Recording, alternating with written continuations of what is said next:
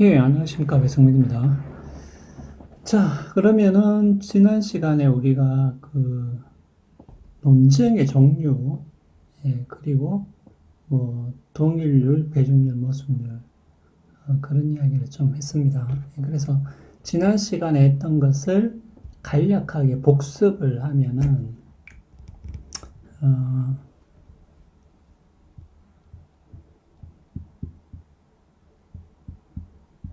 논쟁이라는 것은 명제의 참거짓을 어떤 적합한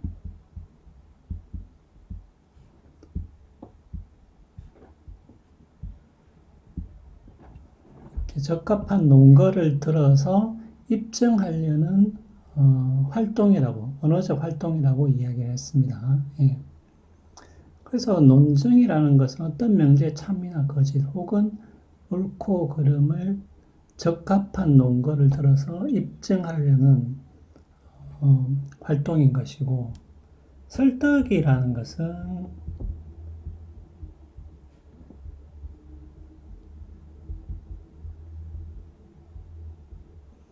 나의 믿음을 타인이 수용하게 만드는 행위라고 이야기했습니다. 예. 따라서 설득은 논증으로 설득을 할 수도 있지만 다른 방식으로도 설득이 가능하다고 이야기를 했습니다. 예. 그리고 논증은 결과적으로는 truth, 진리를 추구하는 활동이라고 본다면 설득은 하나의 일치죠, 일치.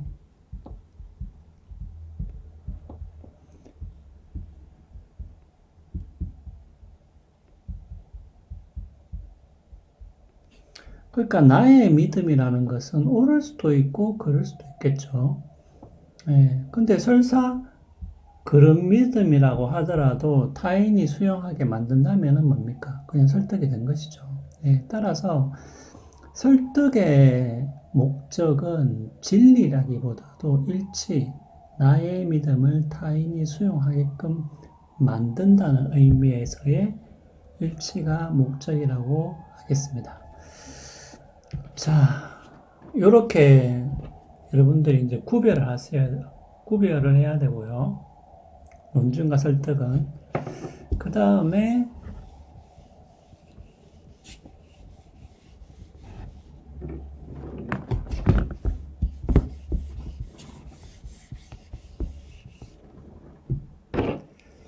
그 다음에,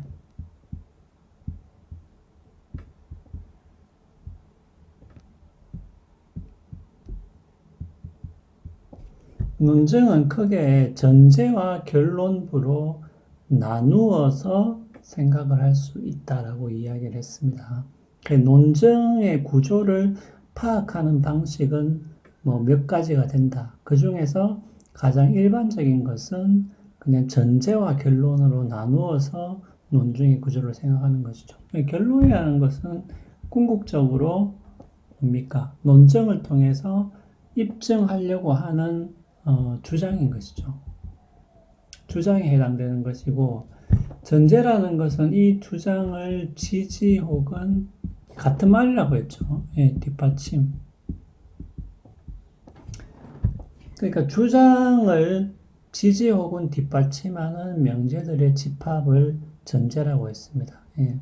따라서 전제와 결론으로 이렇게 두 가지로 나눈다면은 결론, 즉 주장을 지지하거나 뒷받침하는 명제들은 모두 전제에 속하게 되겠죠. 예. 그래서 전제와 결론으로 우리가 일단은 논쟁의 구조를 파악한 후에 이것을 바탕으로 해서 종류를 나눈다면은 전제가 3일 때 결론이 반드시 참이다. 예. 그러니까 결론이 거짓이 될 이것을 다르게 표현하자면 거짓이 될 논리적 가능성이 없으면은 연역 논증. 예. 전제가 결론인데, 전제가 참인데 결론이 참이 아닐.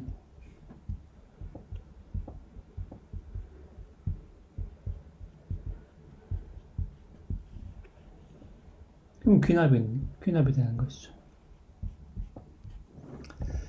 그러니까 전제가 참일 때 결론이 거짓일 논리적 가능성이 없다. 더 줄여서 이야기하면은 결론이 반드시 참이다. 그러면 연역이 되는 것이고요. 전제가 참이더라도 결론이 거짓일 가능성이 있다. 거짓일 수 있다. 이러면은 이제 귀납 논증이 되는 것이죠. 예. 일단 여러분들이 이렇게 구별을 하시면 되겠습니다. 자, 그러면은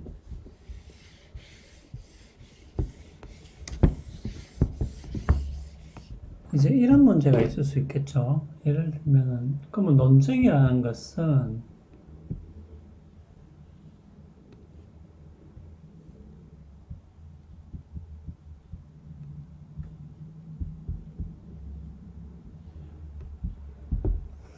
자, 논증이라는 것은 그러면은 연역하고 귀납밖에는 없느냐.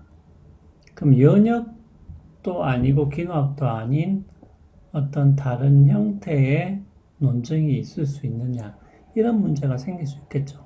그러니까 모든 논증은 그냥 연역과 귀납으로 이렇게만 나누어지는 것이냐.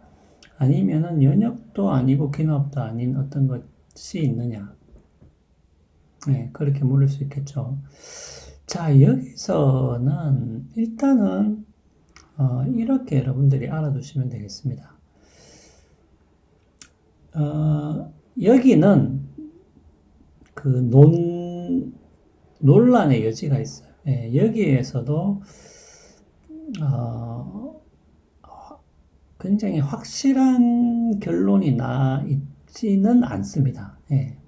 그러니까 어떤 사람은 그냥 연역과 귀납으로만 나누자.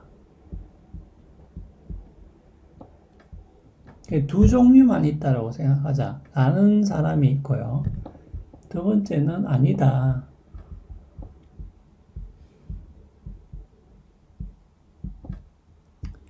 연역 귀납 외에 또 다른 종류가 있다라고 생각을 하자. 이렇게 주장하는 사람도 있고, 그 다음에 세 번째는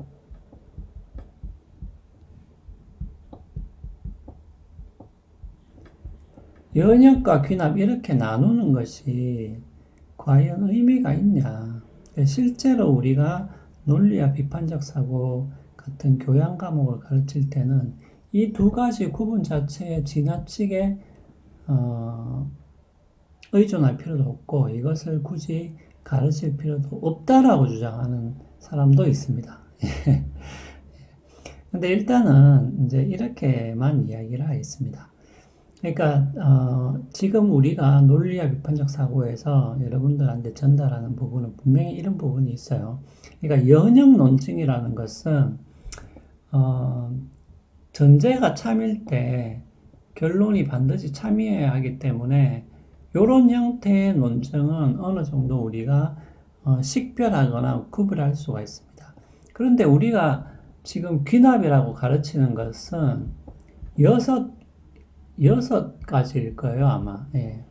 뭐 5가지나 6가지인가 이런데, 요런 5가지, 6가지의, 귀납 논증의 종류가 있습니다. 예. 그 우리 책에도 나와 있는 부분이고요. 그러니까 요 5가지, 6가지를 귀납 논증이라고 우리가 지금 배우고 있는데, 그럼 나머지는 뭐냐? 그럼 나머지도 다 귀납이냐? 사실은 이제 이런 문제가 있는 것이죠. 그래서 일단은 여러분들이 이렇게 좀 알아두시면 되겠습니다. 그러니까 연역 논증이라는 것은 여러분들이 분명히 구별하거나 판별할 수가 있습니다. 왜냐하면은 전제가 참일 때 결론이 반드시 참여해야 되기 때문에 그런 것이고, 그 다음에 우리가 논리와 비판적 사고에서 배우는 귀납 논증이라는 것은 분명히 몇 가지 종류가 있어요. 그 6가지일 겁니다. 이 6가지를 우리가 일반적으로 귀납 논증이라고 이야기를 하고, 이 6가지를 귀납 논증으로 분류하는 것에서는 크게 문제가 없습니다. 여기에서는 대체적으로 합의가 이루어져 있습니다. 하지만은 그 다른 형태의 어떤 논증이 모두 다 귀납에 속하느냐 하는 부분에서는 우리 교재에서도 그렇고 뭐 직접적으로 우리가 이렇다 저렇다라고 가르치지는 않습니다. 제 개인적인 견해를 이야기하자면은 이 6가지 외에 다른 모든 종류의 논증을 귀납이라고 이야기하기는 조금 힘들지 않느냐라는 게 저의 개인적인 생각입니다. 예. 그래서 일단은 여러분들이 연역과 귀납이라고 했을 때는 연역 논증은 여러분들이 분명히 판별할 수 있는 것이고, 그 다음에 우리가 일반적으로 귀납 논증이라고 하는 것은 몇 가지 종류가 있습니다. 예. 주로 이것은 이제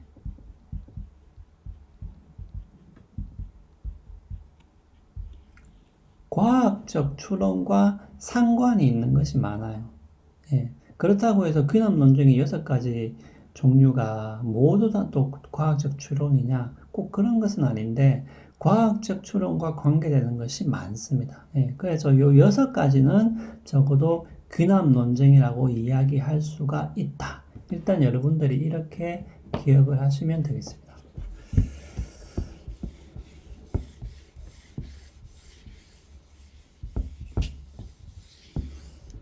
자, 그러면은 이제 이번 시간에 할 것을 한번 해보도록 합시다. 자, 이번 시간에는 문장과 그 이제 문장의 기호와 그리고 진리표 이런 것들을 배울 텐데, 일단은 여러분들이 이렇게 알아두시면 되겠습니다. 지금 여기서 문장이라고 문장 혹은 진술 명제라는 말도 쓰는데, 일단은 그러니까 명제와 진술 문장을 조금은 구별할 필요가 있습니다. 그래서 일단은 이렇게만 여러분들이 알아두시면 되겠습니다. 우리가 문장이나 진술이라고 하는 것에 의미에 해당되는 게 명제다. 일단 여러분들이 이렇게만 구별을 하셔도 되겠습니다. 예. 자, 이 말은 뭐냐 하면은 비가 온다라고 했을 때 이거는 한국어고요. 영어로 하면은 it rains죠.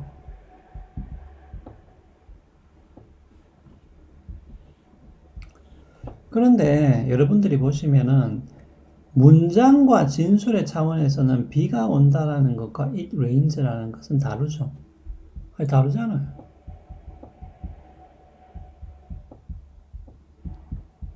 아니, 글자도 다르고 발음도 다르고. 그러니까 문장은 다르죠. 예. 다른데 뭐가 같습니까? 의미가 같죠.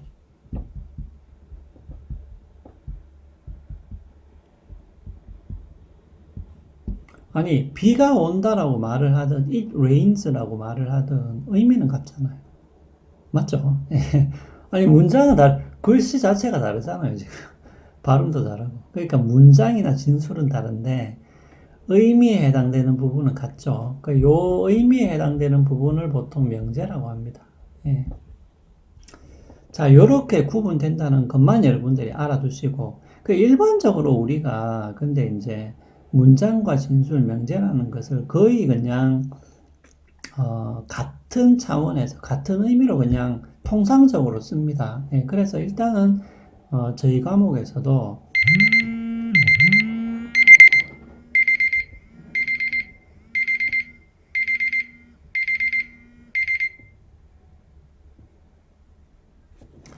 자, 15분이 다 지났는데, 저희 과목에서도, 일단은 뭐 거의 그냥 같은 의미로 쓰겠습니다. 예, 문장, 진술, 명제를. 하지만 문장과 진술, 그리고 명제는 이렇게 구분이 된다는 것은 여러분들이 알아는 두십시오. 예.